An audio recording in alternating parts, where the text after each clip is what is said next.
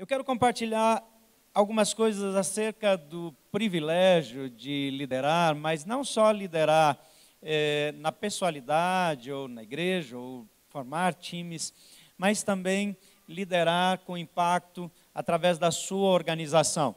Uma parte de vocês são pastores, outros são representantes de outros setores, mas nós temos a grande oportunidade de liderar para transformar realidades. Uma das coisas que mais facilmente acontece, eu sou pastor, então na vida de pastores, facilmente acontece é que a gente se concentra na nossa organização. E o nosso foco é o crescimento daquela igreja ou daquela organização, o desenvolvimento dela, a maneira como nós vamos representá-la ou como ela vai se expressar na comunidade, etc. Mas acabamos focados em nós. E a igreja é a única organização do mundo que existe para servir aqueles que não são seus membros.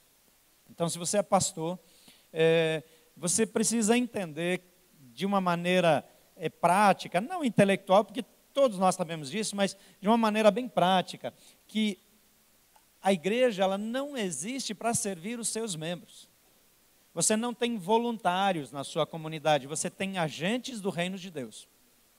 A única diferença entre aqueles que recebem o salário da igreja local e os que recebem de outro lugar é a fonte através da qual Deus providencia o sustento de cada um. Porque todos nós indistintamente somos agentes do reino de Deus. E Deus não nos colocou nesse mundo para que a gente fizesse um estágio para depois viver bem no céu. Nós temos uma missão de transformar realidades. Nós temos a missão de ser aquilo que Jesus disse, sal da terra e luz do mundo. Outro dia eu ouvi o Mazzoni falando sobre isso. Você imagine que nós tenhamos um gráfico aqui e aqui você tem um eixo e você tem o eixo X e o eixo Y e nesse nível aqui você tem sabor e nesse nível aqui você tem luz, porque a Bíblia diz que nós somos sal da terra e luz do mundo. A igreja, como a organização que eu mais conheço, ela muitas vezes investiu aqui no sabor.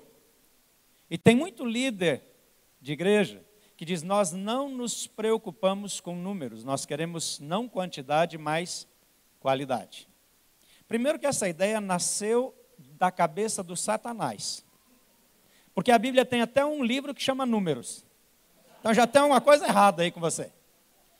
Quando você olha para Atos dos Apóstolos, na primeira pregação pós-manifestação pública, descida oficial do Espírito Santo, Pedro prega e quase 3.000 são batizados de uma vez só. Deviam ser presbiterianos, porque batista não ia batizar aqui nunca. Não dá conta. Foi presbiteriano, até uma mangueira de bombeiro dava conta de um batismo coletivo, assim, 3.000 numa vez só. Como é que faz um negócio desse? Aí depois eram 5.000, depois, e aí vai. Está cheio de informação nesse sentido. Então, de repente, a gente começa a dizer que nós só precisamos ter qualidade. Investe só no sabor. Mas está aqui no escuro e ninguém vê. Mas a igreja também já visitou esse lugar aqui, nesse eixo da luz.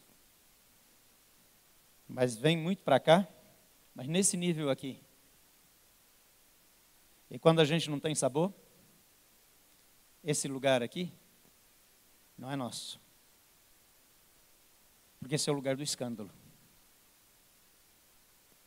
É quando a igreja ganha visibilidade, mas não tem qualidade. E esse não é o nosso lugar. Mas o nosso lugar é lá em cima no quarto quadrante. Muito sabor e muita luz. Porque Jesus disse para que vejam as boas obras de vocês. E glorifiquem ao Pai de vocês que está no céu. Tá certo? Faz sentido? Muita luz e muito sabor. Relevância, conquista, impacto, transformação. Eu e você fomos chamados para liderar em diferentes lugares, em diferentes áreas, em diferentes organizações. Mas nós somos agentes de transformação. E precisamos entender que nós somos agentes de transformação. Às vezes a preocupação é se a conta vai fechar. Se o dinheiro vai dar.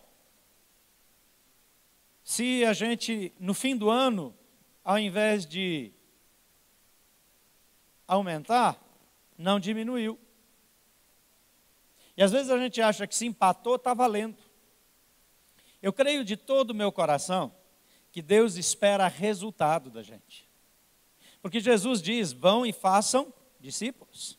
E façam o que com esses discípulos? Batizem em nome do Pai, do Espírito, do Filho e do Espírito Santo, batizando-os em nome do Pai, do Filho e do Espírito Santo e ensinando-os a guardar todas as coisas que eu vos tenho mandado.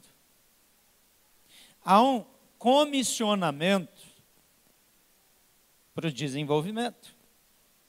Há uma cultura evangélica anti-desenvolvimento. E ela é conveniente porque ela esconde a nossa incompetência. Ela justifica a nossa imobilidade.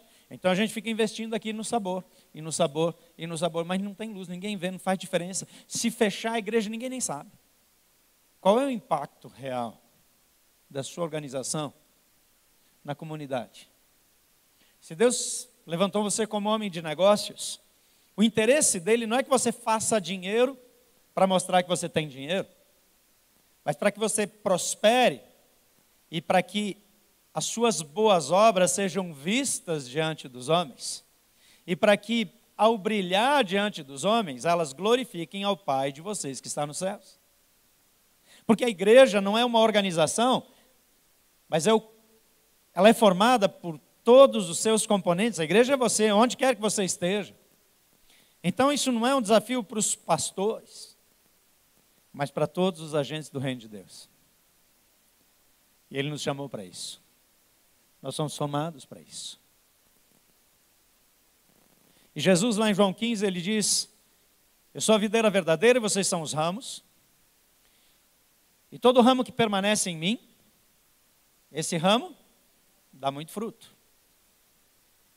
Agora esse ramo também, ele passa por um processo de poda. E a poda é determinante, qualquer viticultor mediano sabe que a poda é determinante para a produtividade da videira. Uma videira que não é podada, ela não produz.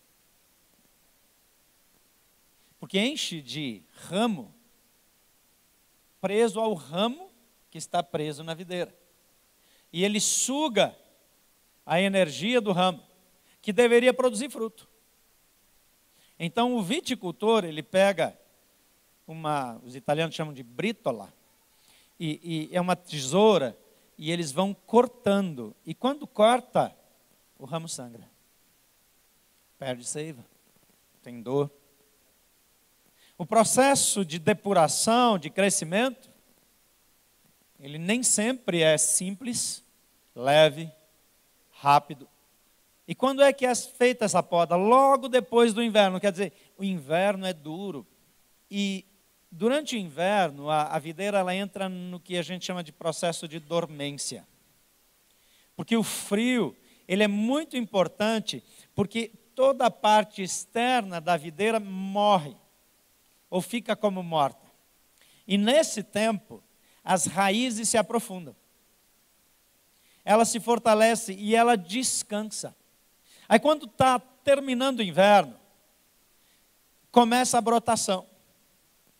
E aí, antes da brotação começar, quer dizer, quando o inverno finalmente está acabando, quando parece que chegou a hora, aí vem o viticultor e ainda poda miseravelmente. Mas a hora que a seiva retorna, ela gera transformação e resultado. Deixa eu dizer uma coisa. Jesus disse, tenho-vos dito estas coisas para que deis muito fruto e para que a minha alegria esteja em vocês e para que a alegria de vocês seja completa. Nós somos criados para isso. Não tem nada que me realiza mais na vida do que liderar uma igreja que cresce. E não tem nada que me colocaria em maior depressão e desespero do que trabalhar anos e anos e anos numa organização que não vai para lugar nenhum.